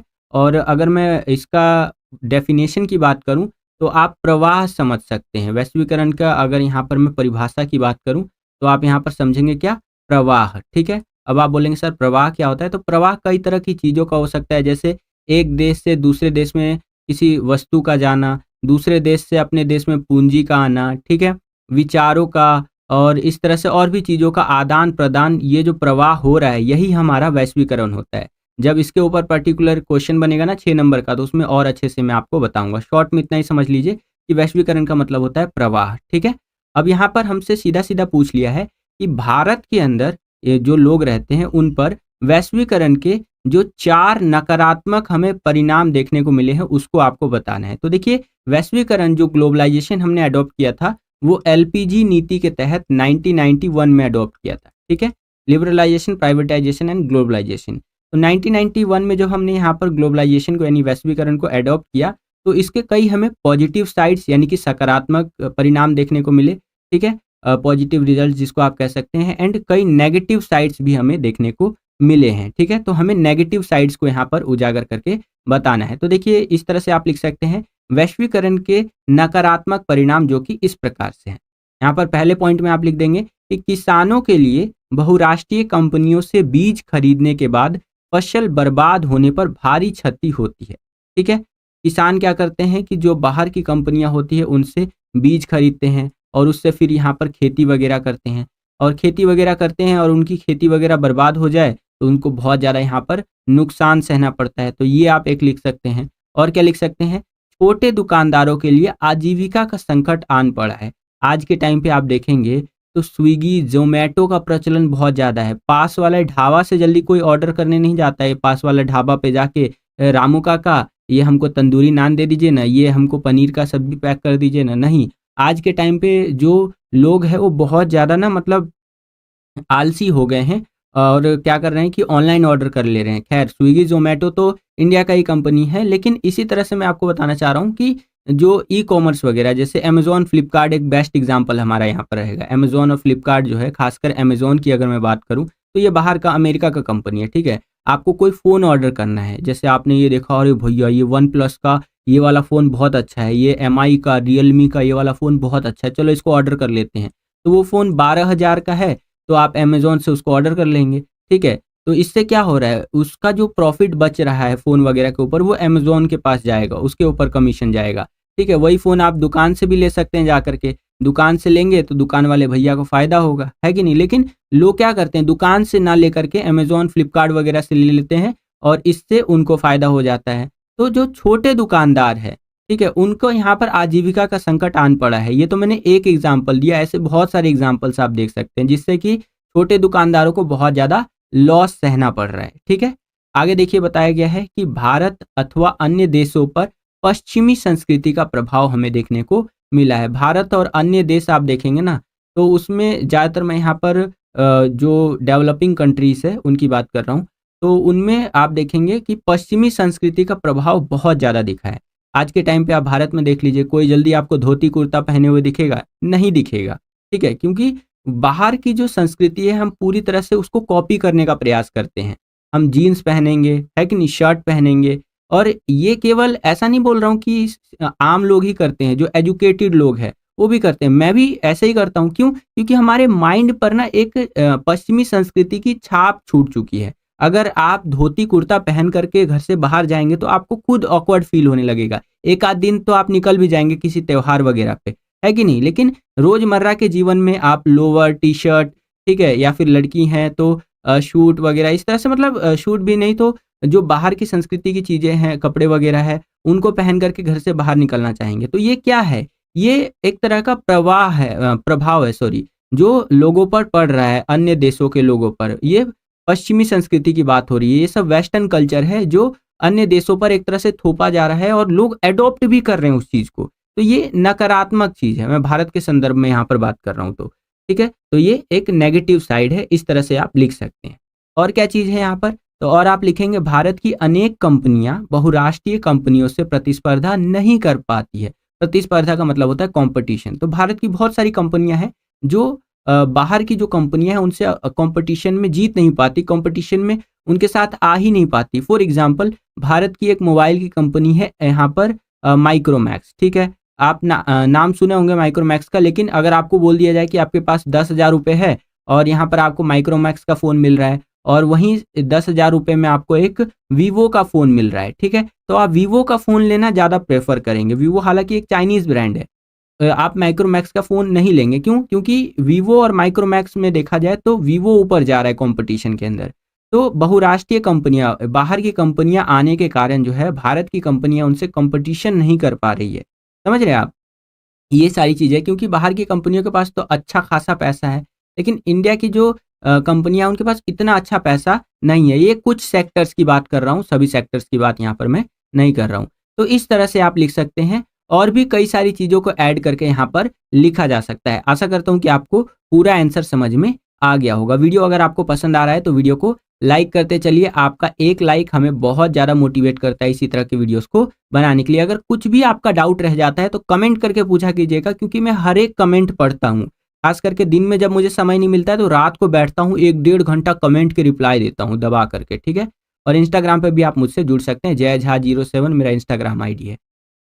नीचे चलते हैं, यहाँ पर देखिए यही क्वेश्चन इंग्लिश मीडियम में इस तरह से रहेगा कि highlight any 4 negative consequences of globalisation on the people of India. तो इस तरह से आंसर आप लिख सकते हैं। ये आप अपनी स्क्रीन पर देख सकते हैं बच्चों कि there is a huge loss for the farmer due to crop failure after buying seeds from multinational companies and जैसो कि livelihood crisis for small shopkeepers. और चीज़ें आप लिख सकते हैं, influence of western culture on India और अदर कंट्री। ये देखने को मिलता है कि किस तरह से जो कंट्रीज़ के लोग हैं वो वेस्टर्न कल्चर से कितना ज़्यादा इन्फ्लुएंस हो रहे हैं, ठीक है? And many companies in India are unable to compete with multinational companies, ठीक है, तो उनसे compete ही नहीं कर पा रही हैं। तो इस तरह से आंसर आप लिख सकते हैं बच्चों। 20वां क्वेश्चन देखिए बच्चों, यहाँ पर क्या पूछ रहा है हमसे कि गत वर्षों में संयुक्त राष्ट्र सुरक्षा परिषद के नए स्थायी और अस्थायी सदस्यों के लिए प्रस्तावित किन्हीं 4 मापदंडों का वर्णन कीजिए। ठीक है, तो इस क्वेश्चन को ना थोड़ा सा चित्रों के माध्यम से आप समझने का प्रयास कीजिए। तो देखिए बच्चों, ये बात है उस जमाने की जब यूएनओ हमारा नया नया बना ही था। कब बना था? 24 अक्टूबर 1945 को। ठीक है, 24 अक्टूबर 1945 को हमारा यूएनओ एकदम नया नया बना था। और जब यूएनओ बन गया तो इसके अंदर एक आता है यूएनएससी। ठीक है, यूनाइटेड नेशन सिक्योरिटी काउंसिल, जिसको हिंदी में आप सुरक्षा परिषद भी बोलते हैं। ठीक है, तो इसके अंदर जो है कुछ सीट्स जो है उसको रिजर्व किया गया, जो कि आपका यहाँ पर परमानेंट मेंबर्स के लिए कुछ सीटें थी और कुछ सीटें जो थी वो नॉन परमानेंट मेंबर्स के लिए थी, यानी कि अस्थायी सदस्यों के लिए थी। तो जो सीटें परमानेंट मेंबर्स के लिए रिजर्व किया गया वो टोटल 5 थी, और जो यहाँ पर अस्थायी सदस्यों के लिए सीट रिजर्व किया गया वो 10 थी। ठीक है, ये बात है 1945 की, जब हमारा यूएनओ बना ही था। अच्छा, यहाँ पर परमानेंट मेंबर वाले कंट्री कौन कौन से उसको थोड़ा सा समझ लीजिए। यूएनओ के अंदर, तो यूएनओ के अंदर जो सिक्योरिटी काउंसिल है, सुरक्षा परिषद है, उसके 5 स्थायी सदस्य है। एकदम कंठस्थ करके याद कर लीजिएगा, एग्जाम में पूछ लेता है कई बारी, एमसीक्यू में पूछ सकता है या किसी तरह के क्वेश्चन में पूछ सकता है आपसे। ठीक है, तो यहाँ पर सुरक्षा परिषद के जो स्थायी सदस्य है उसमें सबसे पहले नंबर पे आता है यूएसए यानी अमेरिका, फिर आता है आपका चीन, फिर आता है आपका यहाँ पर ब्रिटेन, फिर फ्रांस और लास्ट में रशिया। इस तरह से करके आपके टोटल 5 यहाँ पर सुरक्षा परिषद के स्थायी सदस्य हैं यूएनओ के अंदर। ठीक है, ये तो हो गया स्थायी यानी कि परमानेंट मेंबर। एक होते हैं अस्थायी सदस्य, जो कि टोटल 10 होते हैं और ये हर 2 साल पे चेंज होते रहते हैं। इस तरह से इनका जो टेन्योर होता है वो 2 ईयर्स का होता है। आई होप आप समझ गए होंगे। ये बात लेकिन 1945 की थी, तो उस हिसाब से, उस टाइम के हिसाब से ये चीज़ें ठीक थी कि चलो 5 ही परमानेंट मेंबर बनाते हैं, क्योंकि ये 5 जो देश थे उस टाइम पे सेकंड वर्ल्ड वॉर जीते थे और अच्छा खासा पैसे वाले देश थे, पावरफुल देश थे। लेकिन यहाँ पर पूरा का पूरा सिनेरियो चेंज होता है। अब क्या है भैया, इतने दिनों से मांग उठ रही है कि ये 5 परमानेंट मेंबर क्यों हैं, इसको बढ़ाओ, क्योंकि उस टाइम पे तो आपने बोला था कि हाँ ये 5 ही रहेंगे। ठीक है, अब क्योंकि और भी देश पावरफुल हो चुके हैं तो हमें भी मौका दो, जैसे भारत जैसा देश, भारत को भी यहाँ पर स्थायी सदस्य बनाओ, है कि नहीं? क्योंकि भारत भी तो एक शक्ति है। जापान को भी बनाया जा सकता है, जापान भी एक शक्ति है, और भी बहुत सारे देश है, उनको यहाँ पर परमानेंट मेंबर बनाया जा सकता है, कोई दिक्कत वाली बात नहीं है। तो इस चीज़ को लेके बहुत लंबे समय से चर्चा हो रही थी यूएन के अंदर कि बनाया जाएगा, बनाया जाएगा। और एक टर्म होता है, मैं समझाने के लिए बता रहा हूँ, कि जैसे बच्चे को हम मीठी गोली नहीं दे देते हैं, बच्चा बोलता है कि हमें खिलौना दिला दो, खिलौना दिला दो। ठीक है, और बच्चे को बोलते रहते हैं हाँ दिला देंगे, कल दिला देंगे, परसों दिला देंगे। यहाँ पर कोई भी नाराज ना हो, सिर्फ मैं समझाने के परिदृश्य से बता रहा हूँ। अगर किसी को बुरा लगा हो तो हाथ जोड़ करके नमन है। ठीक है, तो उसी तरह से भारत और अन्य देशों को ये बोला जा रहा था कि हाँ हम आपको भी बना देंगे परमानेंट मेंबर, ये वो। एक टाइम ऐसा आया जब इन सभी देशों ने, इंक्लूडिंग भारत, सबने एकदम विद्रोह जैसा स्थिति बना दिया। ऐसा नहीं कि भाई दंगा फसाद करने लगे, ऐसा नहीं, लेकिन हाँ बहुत ज़्यादा गुस्से में आकर के एग्रेसिवली बोलने लगे कि हाँ हम सारे क्राइटेरिया फुलफिल करते हैं, आप हमें बनाए क्यों नहीं रहे हैं, हमारा देश बहुत आगे बढ़ रहा है अब। ठीक है, तो यूएनओ ने यहाँ पर उस टाइम पे डिसीजन दिया कि हाँ हम कुछ क्राइटेरिया रखते हैं आपके सामने, अगर आप इन क्राइटेरियाज को फुलफिल करते हैं तो आप जो है एक परमानेंट मेंबर बन सकते हैं। ठीक है, यहाँ पर आपको अगर एक परमानेंट मेंबर बनना है यूएनएससी का, यानी कि सुरक्षा परिषद के स्थायी सदस्य आप बनना चाहते हैं यूएन के अंदर, तो आपको इन क्राइटेरियाज के ऊपर जो है खरा उतरना पड़ेगा। ठीक है, अब वो क्या क्राइटेरिया है उसको थोड़ा सा समझिए। यहाँ पर आप देख सकते हैं बच्चों, ये बताया गया है कि अगर आपको सुरक्षा परिषद का स्थायी सदस्य बनना है या अस्थायी सदस्य बनना है तो आपको इन मापदंडों पर खरा उतरना पड़ेगा, यानी ये क्राइटेरियाज को फुलफिल करना होगा। ध्यान रखिएगा, एक चीज़ ऐड ऑन है, अगर आपको अस्थायी सदस्य बनना है तो भी आपको ये क्राइटेरिया फुलफिल करना होगा, और स्थायी सदस्य बनना है यानी परमानेंट मेंबर बनना है तो भी आपका ये क्राइटेरिया फुलफिल होना चाहिए। ठीक है, जैसे दिल्ली पुलिस में या किसी भी पुलिस में जाते हैं तो हाइट मांगता है ना, तो वो हाइट क्या है, एक तरह का क्राइटेरिया है, यानी कि मापदंड है, उस पर अगर आप खरे उतरते हैं तभी आप पुलिस के अंदर भर्ती हो सकते हैं। तो उसी तरह से यहाँ पर ये मापदंड दिए गए हैं। जैसे सबसे पहली बात तो ये बोला गया कि आपका देश एक प्रमुख आर्थिक शक्ति होना चाहिए, ठीक है? तो हमारा देश का अगर मैं एग्ज़ाम्पल लूँ, भारत का एग्ज़ाम्पल लूँ, तो दुनिया का ऑलमोस्ट 5वें नंबर पे आने वाला हमारा देश है। इकोनॉमी के मामले में, अर्थव्यवस्था में हम 5वें पायदान पे है आज के टाइम पे, और वर्ल्ड में फास्टेस्ट ग्रोइंग इकोनॉमी है हमारी, सबसे तेज़ी से विकास करता हुआ अर्थव्यवस्था है। फिर भी हम अस्थायी की सूची में तो आ जाते हैं, लेकिन स्थायी सदस्यता हमें नहीं दी जाती, ठीक है? तो एक ये बोला गया, और क्या बोला गया कि आप एक प्रमुख सैन्य शक्ति होने चाहिए। आपके देश में जो सेना की पावर है वो अच्छी खासी होनी चाहिए। हमारे देश की सेना की मैं क्या ही बात करूँ, हमारे देश के जो वीर जवान हैं उनको तो हाथ जोड़ करके नमन है, और बहुत ही पावरफुल मिलिट्री है हमारी, ठीक है? फिर भी हमें स्थायी सदस्य नहीं बनाया जाता है। आप यहाँ पर हिपोक्रेसी देख रहे हो, मोदी जी का एक मीम बहुत ज़्यादा वायरल नहीं होता है कि हिपोक्रेसी की भी सीमा होती है कि नहीं? तो मैं भी यहाँ पर यही बोलना चाहूँगा, हिपोक्रेसी की भी सीमा होती है। अरे भैया, हमें स्थायी सदस्यता दे क्यों नहीं रहे हो यार? ठीक है? और आगे देखिए यहाँ पर क्या बोला गया कि संयुक्त राष्ट्रीय संघ, यानी यूएनओ की बात हो रही है, संयुक्त राष्ट्र संघ के बजट में पर्याप्त योगदान होना चाहिए। अब यूएनओ चलता है तो चलने के लिए पैसा लगता है भैया, जैसे आपका घर चलता है, घर चलाने के लिए पैसा लगता है जो आपके पिताजी कमा करके लाते हैं और आपका घर चलता है कि नहीं? तो वैसे ही यूएनओ को चलाने के लिए भी पैसा लगता है। अब हर देश जो है यूएनओ का अंग है, वो यूएनओ को पैसा देता है।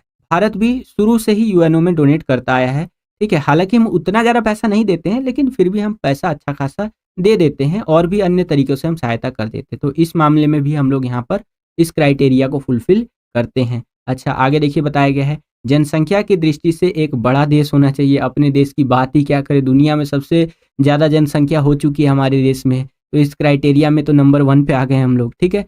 लोकतंत्र तथा मानव अधिकारों का सम्मान करने वाला देश होना चाहिए। लोकतंत्र की अगर बात करें, तो दुनिया का सबसे बड़ा लोकतंत्र हमारे देश में है, तो ये भी चीज़ हम लोग यहाँ पर पूरा करते हैं इनका, और मानव अधिकारों की सम्मान तो हम करते ही करते हैं।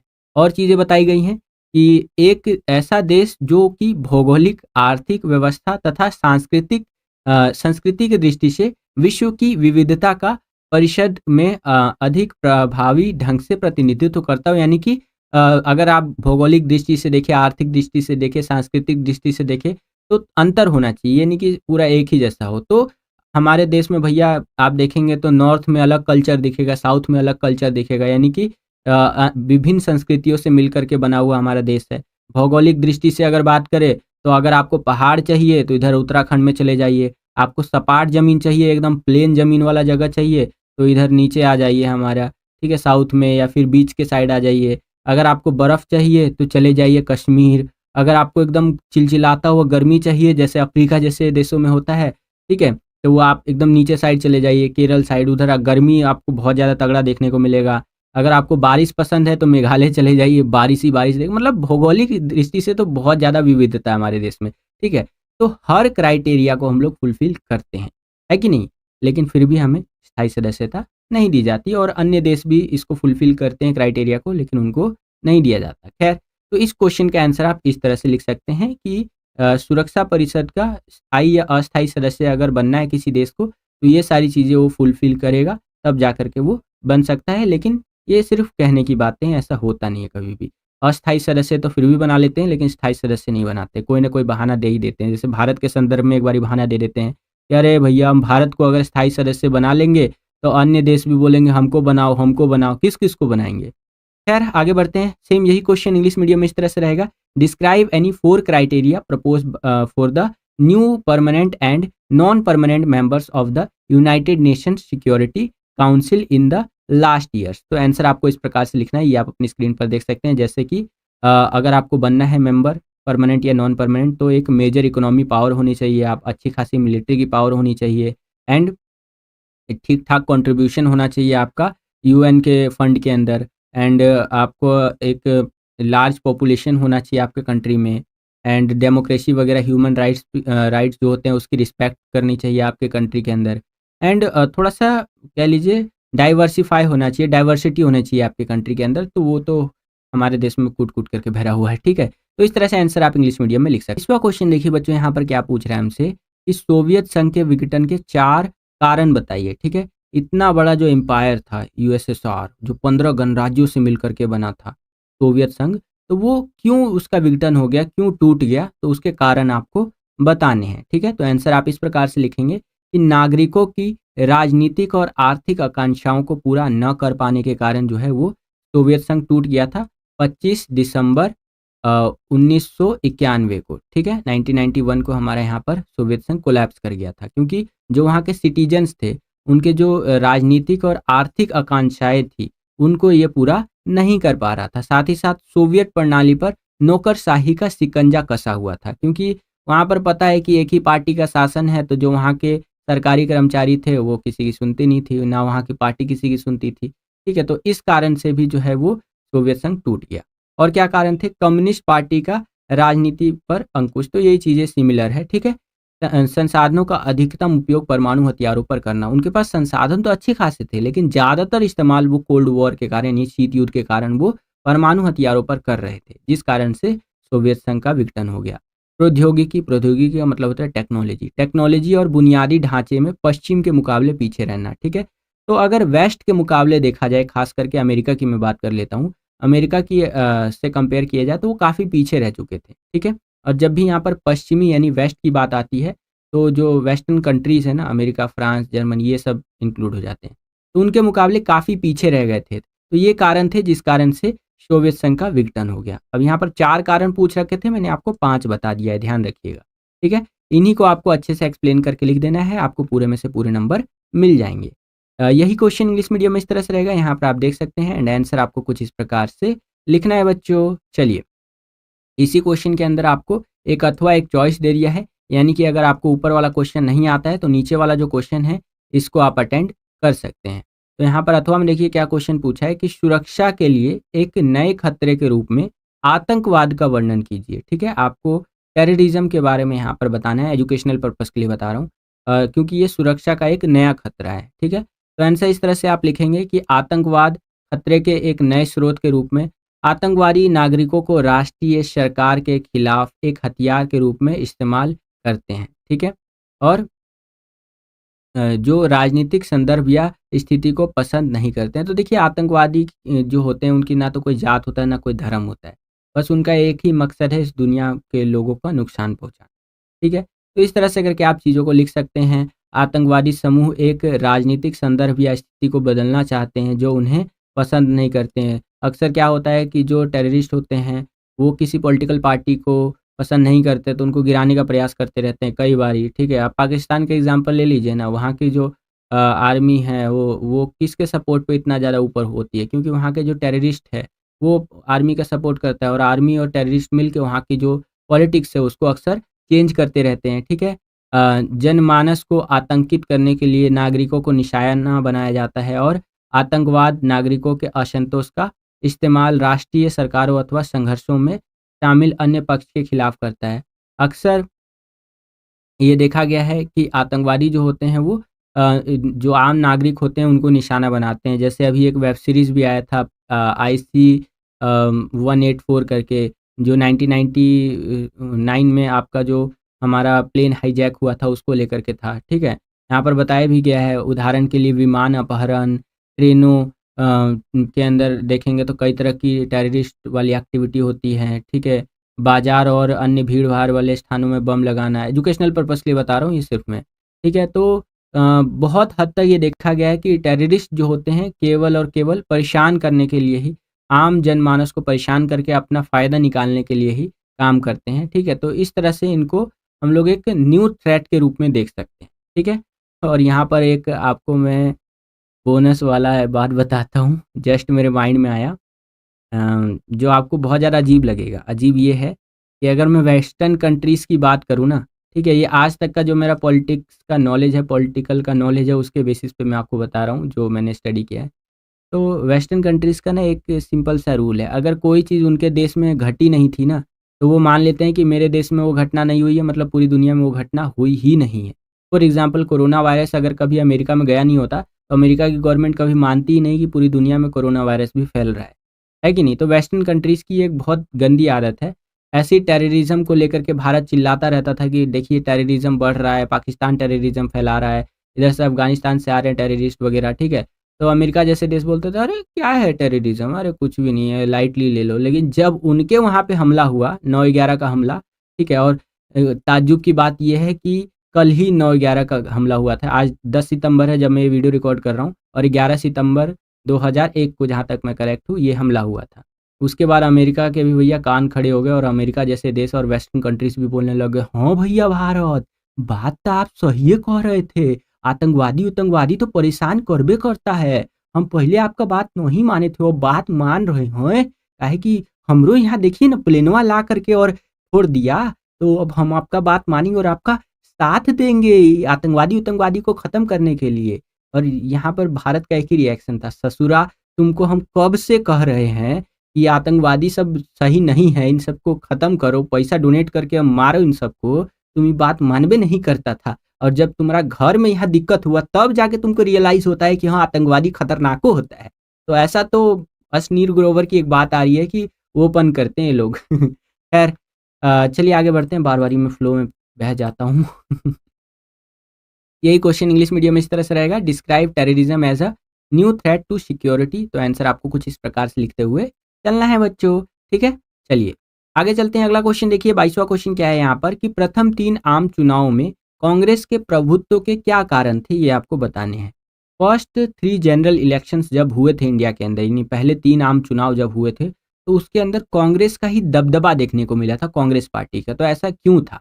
तो इसके कई सारे कारण आप लिख सकते हैं, जैसे स्वतंत्रता संग्राम में महत्वपूर्ण भूमिका निभाने के कारण कांग्रेस पार्टी जो है उसने स्वतंत्रता संग्राम में, भारत की स्वतंत्रता में एक इम्पॉर्टेंट रोल प्ले किया था, जिस कारण से जनता का बहुत ज़्यादा विश्वास था कांग्रेस पार्टी के ऊपर, ठीक है। तो एक ये कारण था कि पहले 3 आम चुनाव के अंदर कांग्रेस पार्टी ने बहुत अच्छा प्रदर्शन किया था और अपना दबदबा कायम करके रखा था। सबसे पुरानी राजनीतिक दल वाली पार्टी थी, एक ये भी कारण है, क्योंकि भारत के लोग पुरानी चीज़ों पर ज़्यादा भरोसा करते हैं।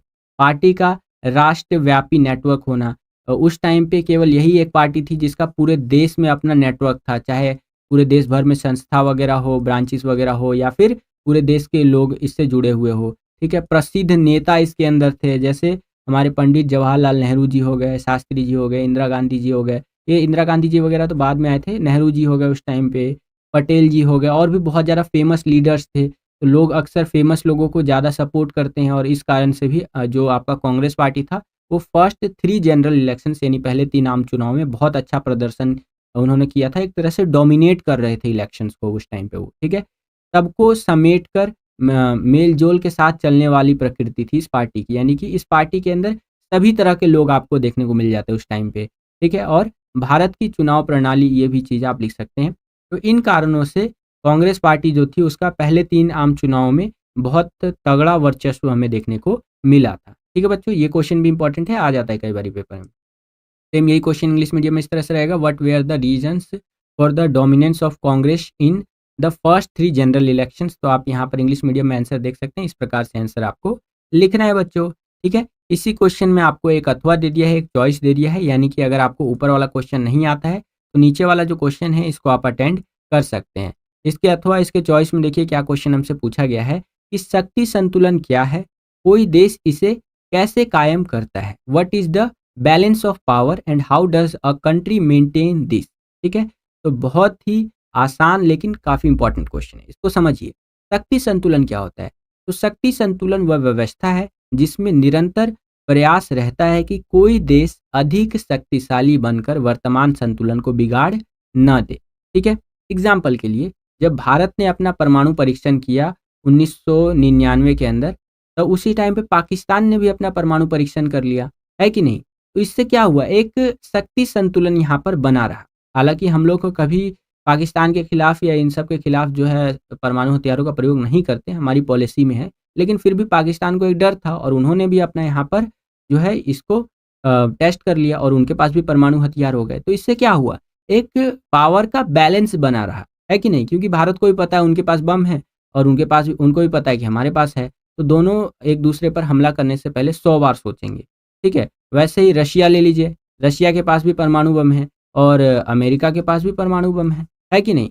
तो दोनों एक दूसरे पे हमला करेंगे ही नहीं, क्योंकि दोनों एक दूसरे के कट्टर दुश्मन हैं, फिर भी हाथ मिलाएँगे, दोनों देश के जो राष्ट्रपति वगैरह है ना, वो आपस में हाथ मिलाएँगे, क्योंकि दोनों को पता है कि भैया अगर युद्ध होता है और हमने इस्तेमाल कर लिया, तो दिक्कत है, दोनों दोनों गए भैया 12 के भाव में, है कि नहीं? तो इसीलिए तो शक्ति संतुलन बनाना बहुत ज़्यादा ज़रूरी है। अगर मान लीजिए कि पाकिस्तान उस टाइम पे परमाणु हथियारों का टेस्ट कर लिया होता और उनके पास परमाणु बम होता, हमारे पास नहीं होता, तो पाकिस्तान कभी भी दबाव बना देता हमारे ऊपर, हमारे पास तो परमाणु बम है कि नहीं? तो इसलिए हमने भी टेस्ट कर दिया। आज वो जब दबाव बनाने का प्रयास करते हैं कि हमारे पास परमाणु बम है, तो मोदी जी इधर से बोल देते हैं, अरे हमने भी रख रखा है, दिवाली में फोड़ने के लिए थोड़ी ना रख रखा है यहाँ पर, तुम करोगे तो हम भी कर देंगे भैया, क्या दिक्कत है? उधर से पाकिस्तान वहाँ शांत हो जाता है, अरे भैया भारत का जवाब आ गया, चलो चुप हो जाते हैं। आगे देखिए, कोई देश इसे कैसे कायम कर सकता है? तो देखिए, अपनी सैन्य शक्ति बढ़ा करके हम जो है शक्ति संतुलन को कायम कर सकते हैं। टेक्नोलॉजी भी मैटर करता है। देखिए आगे बताया गया है कि आर्थिक और प्रौद्योगिकी की ताकत बढ़ा करके, ठीक है? यानी कि इकोनॉमिकली हमें स्ट्रांग होना पड़ेगा एंड हमें अपनी टेक्नोलॉजी को भी अच्छा खासा इम्प्रूव करना पड़ेगा, तभी हम लोग यहाँ पर शक्ति संतुलन यानी कि बैलेंस ऑफ पावर को मेंटेन कर सकते हैं, है कि नहीं? आज चाइना हमसे डायरेक्टली युद्ध नहीं कर सकता है। अगर वो करने को आया तो उसको पता है कि हम आर्थिक रूप से बेशक कमज़ोर है, लेकिन टेक्नोलॉजी के मामले में देखा तो हम लगभग उनके बराबर आ जाते हैं और हमारा मोराल देखिए हमारे सैनिकों का। तो ये चीज़ है, हमें अपना बैलेंस ऑफ पावर बना के रखना पड़ता है एज़ अ कंट्री। ओके बच्चों, ऐसा हर देश करता है। सेम यही क्वेश्चन इंग्लिश मीडियम में इस तरह से रहेगा, what is the balance of power and how does a country maintain this? तो आंसर आपको इस प्रकार से लिखते हुए चलना है। यहाँ पर आप देख सकते हैं, balance of power is a system in which there is a constant effort to ensure that no country spoils the current balance by becoming more powerful. And how can a country maintain this? By increasing our military power and by increasing economic and technological strength. तो इस तरह से country जो है इसको maintain कर सकता है। ठीक है, आशा करता हूँ कि आपको समझ में आया होगा। नेक्स्ट क्वेश्चन देखिए, काफ़ी आसान लेकिन इंपॉर्टेंट। विश्व स्वास्थ्य संगठन WHO की बात हो रही है, इसके कार्य बताइए। तो देखिए, विश्व स्वास्थ्य संगठन के कार्य क्या होंगे? सभी जो है सो कि संचारी रोगों की रोकथाम और नियंत्रण में बढ़ चढ़ कर के हिस्सा लेना और दुनिया को अवेयर करना। एग्जाम्पल के लिए अभी मंकी पॉक्स करके एक बीमारी है जो है सो कि वो बहुत ज़्यादा फैल रही है। तो इसको लेकर के WHO ने क्या किया है, उन्होंने इमरजेंसी घोषित कर दिया है, एक तरह से रेड अलर्ट जारी कर दिया है कि भैया रेड अलर्ट है, सभी देश ध्यान दीजिए कि ये एक बीमारी है जो बहुत ज़्यादा फैल रहा है। जैसे चेचक बीमारी होता है ना, जैसे जो देसी भाषा में माता निकलना कहते हैं, तो उसी तरह से एक मंकी पॉक्स करके बीमारी आती है जो शरीर पर दाने दाने हो जाते हैं। ठीक है, तो उसको लेकर के WHO ने रेड अलर्ट जारी कर दिया कि भैया ये बीमारी फैल रही है और इसको रोकिए। कोविड के टाइम पे भी ऐसा ही हुआ था, WHO ने रेड अलर्ट जारी किया था। तो ये काम है विश्व स्वास्थ्य संगठन का, ये कार्य है बच्चों। ठीक है, और क्या काम है? जैव चिकित्सा अनुसंधान वगैरह करना, ठीक है, और अन्य संगठनों के साथ सहयोग के साथ काम करना। ठीक है, व्यापक स्वास्थ्य सेवाओं का विकास करना, अच्छी से अच्छी स्वास्थ्य सेवाएं गरीब से गरीब देशों तक पहुंच सके। अफ्रीका जैसे महाद्वीप के अंदर जो गरीब गरीब देश है उन सब के पास पहुंच सके, ये WHO का काम है। वर्तमान परिप्रेक्ष्य में कोविड-19 महामारी को रोकना। ठीक है, कोविड तो पुराना हो गया, अभी मंकी पॉक्स नया है, तो ये एग्जाम्पल के अंदर आप लिख सकते हैं अगर ये क्वेश्चन पूछ लिया जाए तो। ठीक है, ऐसी बीमारियों का पता लगाना और वैश्विक टीकाकरण अभियान, निगरानी वगैरह देखना, ये सब किसका काम है? ये विश्व स्वास्थ्य संगठन का काम है। जब पूरी दुनिया में पोलियो फैला था तो उसको ख़त्म करने में मेन रोल किसने अदा किया? विश्व स्वास्थ्य संगठन ने किया, है कि नहीं? तो ये वैश्विक स्तर पर लोगों के स्वास्थ्य को लेकर के बनाया गया है ताकि उनके स्वास्थ्य को अच्छा रखा जा सके। ठीक है, चलिए, सेम यही क्वेश्चन इंग्लिश मीडियम में इस तरह से रहेगा, explain the functions of the World Health Organization. तो इस तरह से आंसर आपको लिखना है, ये आप अपनी स्क्रीन पर देख सकते हैं बच्चों। वीडियो अगर आपको पसंद आ रहा है बच्चों तो लाइक करते चलिए, आपका लाइक और हमारा मोटिवेशन इधर है कि नहीं बच्चों। चलिए, अब हम लोग आ गए यहाँ पर सेक्शन डी के अंदर, जिसके अंदर 12 मार्क्स के क्वेश्चन हमसे पूछे जाएंगे। तो चलिए इसको भी देख लेते हैं। चलिए फिलहाल के लिए इस कार्टून को समझ लेते हैं। इस कार्टून में देखिए, बड़े ध्यान से अगर आप देखेंगे तो एक चचा आपको देखने को मिलेंगे। ये जो चचा है बहुत ज़्यादा गुस्से में लग रहे हैं, ठीक है, और ये चचा जो है और कोई नहीं है, ये अमेरिका है यानी USA है। ठीक है, और अगर इन चचा के हाथ में देखेंगे आप, दोनों हाथ में, तो दो डिफरेंट चीज़ें आपको देखने को मिलेंगी। एक हाथ में देखेंगे तो ये एक पंजा है। क्या है बच्चों? ये एक पंजा है, ठीक है, और इसके ऊपर लिखा हुआ है वॉर। और दूसरे हाथ में आप देखेंगे तो यहाँ पर आपको UNO का लोगो देखने को मिलेगा। ठीक है, ये देखने को मिलेगा, और यहाँ पर कुछ बातें भी लिखी गई है। जैसे UNO के लोगो को लेकर के यहाँ पर एक बात है, या UNO को लेकर के कि अगर आप जो है सो कि दाएं हाथ से बात नहीं समझोगे, यानी इस वाले हाथ से बात नहीं समझोगे, तो बाएं हाथ से समझाई जाएगी। यानी कि किसी देश को अगर कोई भी बात मनवानी है अमेरिका को, तो अमेरिका क्या बोलता है कि भैया या तो तुम यूएनओ से मान जाओ, क्योंकि यूएनओ किसके कंट्रोल में है एक तरह से, तो अमेरिका के कंट्रोल में, क्योंकि अमेरिकी धरती पर है तो पूरी तरह से लगभग लगभग मान के चलते हैं ज़्यादातर देश कि उन्हीं के कंट्रोल में है। तो अगर अमेरिका को किसी देश से कोई बात मनवानी होती है तो बोलता है अमेरिका कि या तो तुम भैया यूएनओ से मान जाओ, यानी शांति से मान जाओ। अगर तुम शांति से नहीं मानोगे तो मेरे पास दूसरा भी तरीका है, वॉर। ठीक है, तो इसको मैं यहाँ पर इस हाथ से यानी कि अपने बाएं वाले हाथ से तुम्हें समझाऊंगा और अपनी बात मनवाऊंगा, अंततः अपनी बात मनवा ही लूंगा, ध्यान रखना इस बात को, है कि नहीं। तो ये कार्टून कुछ इस तरह से हमारा बातें कह रहा है। चलिए अब यहाँ पर इस कार्टून से रिलेटेड जो क्वेश्चन है उसका आंसर देखते हैं। इस कार्टून में व्यक्ति के रूप में किस देश को दिखाया गया है, तो यहाँ पर अमेरिका को दिखाया गया है। ओके बच्चों, इंग्लिश मीडियम में इस तरह से रहेगा, which country is shown as a person in this cartoon, तो अमेरिका हो जाएगा। नेक्स्ट, व्यक्ति के दाएं हाथ में क्या दिखाया गया है, उचित विकल्प का चयन करें। तो जो दायां हाथ है यहाँ पर आप देख सकते हैं, ठीक है, ये वाला जो हाथ है इसके अंदर यूएनओ का चिन्ह दिखाया गया है। ठीक है, ओके, हाँ, यूएनओ का चिन्ह दिखाया गया है, तो ये आप देख सकते हैं सेकंड वाला ऑप्शन आपका करेक्ट हो जाएगा। इंग्लिश मीडियम में देख सकते हैं, what is shown in the right hand of the person, select the appropriate option, तो यूएनओ सिंबल। एंड नेक्स्ट देखिए, व्यक्ति के बाएं हाथ में क्या दिखाया गया है, उचित विकल्प का चयन कीजिए। तो उसमें दिखाया गया है पंजा, जो कि वॉर का एक तरह से उसको संदर्भित करने के लिए दिखाया गया है। ठीक है, इंग्लिश मीडियम में आप देख सकते हैं, एंड वॉर आपका करेक्ट हो जाएगा। नेक्स्ट, यह कार्टून अमेरिका के संदर्भ में क्या दर्शाता है, उचित विकल्प का चयन कीजिए। ठीक है, तो यहाँ पर आपका करेक्ट आंसर हो जाएगा उपरोक्त सभी, यानी कि यूएनओ में जो अमेरिका का प्रभुत्व है, जो दबदबा है, ताकत है, उसको भी दिखाता है, अमेरिका का जो प्रभाव है उसको भी दिखाता है, और अमेरिका की सैन्य ताकत को भी ये दिखाता है कार्टून। तो उपरोक्त सभी यानी ऑल ऑफ द अबव आपका करेक्ट आंसर हो जाएगा बच्चों। सेम यही क्वेश्चन इंग्लिश मीडियम में इस तरह से रहेगा कि what does this cartoon represent with reference to America, select the appropriate option, तो ऑल ऑफ द अबव आपका करेक्ट आंसर हो जाएगा बच्चों।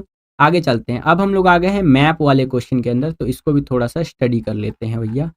हाँ, देखिए यहाँ पर मैप वाले क्वेश्चन के अंदर पहला क्वेश्चन क्या पूछा है कि 1987 में भारत ने जिस देश में शांति सेना भेजी, ठीक है, the country where India send peace keeping forces in 1987, तो वो है आपका श्रीलंका। ठीक है, अब अगर आपको मैं श्रीलंका दिखाने का प्रयास करूँ तो यहाँ पर भारत के जस्ट नीचे श्रीलंका आ जाता है। ठीक है, तो मैप के अंदर सी से लोकेट कर रखा है, तो इसको आपको तालिका में भरना होगा।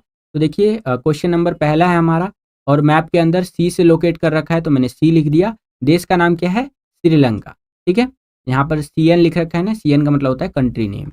नेक्स्ट क्वेश्चन देखते हैं यहाँ पर क्या है हमारा दूसरा क्वेश्चन, कि वह देश जो भारत की पूर्व चलो नीति का हिस्सा है, the country which is a part of India चलो ईस्ट पॉलिसी, तो वो है बांग्लादेश। अब बांग्लादेश आपको मैप में यहाँ देखने को मिलेगा। ठीक है, भारत के इस साइड में देखेंगे, ये डी से लोकेट किया गया है, जहाँ पर अभी करंटली बहुत ज़्यादा प्रॉब्लम्स भी चल रही हैं। ठीक है, तो ये डी हो गया आपका, तो इसको कैसे आप भरेंगे, क्वेश्चन नंबर आपका सेकंड है, एंड जो रिलेटेड कैरेक्टर है यानी कि संबंधित अक्षर डी था मैप में, और देश का नाम है बांग्लादेश। नेक्स्ट क्वेश्चन देखते हैं, थर्ड क्वेश्चन क्या है यहाँ पर हमारा, कि दक्षिण एशिया के चारों तरफ से भूमि से घिरा हुआ देश, a country surrounded by land on all sides of south Asia, तो बहुत आसान है, चारों तरफ से अगर भूमि से घिरा हुआ देश की बात करें तो नेपाल हो जाएगा, वो ए से यहाँ पर लोकेट कर रखा है, ये आप देख सकते हैं, हर तरफ से ये जमीन से घिरा हुआ है, कोई भी बॉर्डर जो है नेपाल का वो समुद्र से नहीं लगता है। ठीक है, तो यहाँ पर आप कैसे लिखेंगे, question number third, and map के अंदर ए से लोकेट कर रखा है, देश का नाम है नेपाल।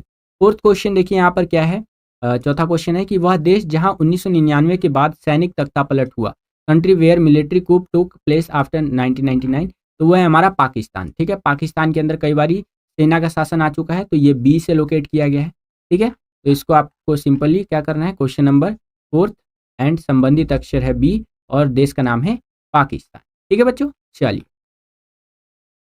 आशा करता हूँ कि आपको समझ में आ गया होगा। अब हम लोग आ गए 26वें क्वेश्चन के अंदर। यहाँ पर देखिए क्या कह रहा है कि गद्यांश को पढ़े और नीचे दिए गए प्रश्नों के लिए सबसे उपयुक्त उत्तर चुने। ठीक है, तो आपको यहाँ पर एक पैसेज दे दिया, इसको पढ़ना है और इसके बेसिस पे जो क्वेश्चन आपसे पूछे जाएंगे उसका आंसर आपको देना है। तो इस तरह से ये जो आपका पैसेज है उसके एक दो लाइनें पढ़ देता हूँ आपके लिए, कि बुनियादी रूप से आसियान एक आर्थिक संगठन था और वह ऐसा ही बना रहा। आसियान क्षेत्र की कुल अर्थव्यवस्था अमेरिकी, यूरोपीय संघ और जापान की तुलना में काफ़ी छोटी है। ठीक है, तो देखिए यहाँ पर आसियान का जिक्र किया गया। वीडियो पॉज करके आप पूरा का पूरा रीड कर सकते हैं। हम सीधा चलते हैं अपने क्वेश्चंस की तरफ। तो यहाँ पर पहला क्वेश्चन है, आसियान की स्थापना किस वर्ष में की गई थी? तो 1967 में की गई थी। बैंकॉक डिक्लेरेशन यानी बैंकॉक घोषणा पत्र पर साइन करने के बाद 5 देशों ने यहाँ पर आसियान की स्थापना की थी। तो आपका 1967 करेक्ट आंसर हो जाएगा। नेक्स्ट क्वेश्चन, आसियान का पूरा नाम क्या है? तो association of South East Asian Nations, ये इसका फुल फॉर्म।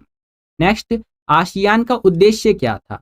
उसको आसियान को बनाया किस लिए गया था? जैसे आपके हाथ में जो फ़ोन है, इसको जब स्टार्टिंग में बनाया गया था, सबसे शुरू में जब फ़ोन इन्वेंट किया गया था, तो सिंपली ये कॉल करने के लिए बनाया गया था। अभी तो मल्टीपर्पज़ हो गया है। कॉल करना छोड़िए, इस पे अब गेम, वीडियो देखना, पढ़ाई, बैंकिंग सभी तरह की फैसिलिटीज़ अवेलेबल है। तो उसी तरह से आसियान को बनाने का क्या उद्देश्य था कि आसियान राज्यों के भीतर एक साझा बाज़ार और उत्पाद आधार तैयार करना है, ठीक है? यानी कि आसियान के जो भी मेंबर कंट्रीज़ है, सदस्य देश है, उनके अंदर एक साझा बाज़ार स्थापित करना है, यानी सब मिल कर के अपने देश का माल वगैरह बेच सके साथ में, ठीक है? इस तरह से इसलिए इसको बनाया गया था। आसियान राज्यों के भीतर सामाजिक और आर्थिक विकास में मदद करने के लिए भी आसियान को बनाया गया था। तो इस तरह से आंसर आप लिख सकते हैं। आशा करता हूँ कि आपको समझ में आया होगा। यही क्वेश्चन इंग्लिश मीडियम में इस तरह से रहेगा। यहाँ पर आप देख सकते हैं पूरा का पूरा आपका पैसेज दिया गया है। वीडियो पॉज़ करके पूरा का पूरा आप रीड कर सकते हैं बच्चों। करेक्ट? चलिए, आगे चलते हैं बच्चों। ये क्वेश्चंस मैंने आपको बता दिए। In which year was ASEAN established? तो 1967 में। एंड आसियान का फुल फॉर्म क्या है? Association of South East Asian Nations, ठीक है? क्यों इसका बनाया गया था आसियान को? ऑब्जेक्टिव क्या था? तो ये आप अपनी स्क्रीन पर देख सकते हैं।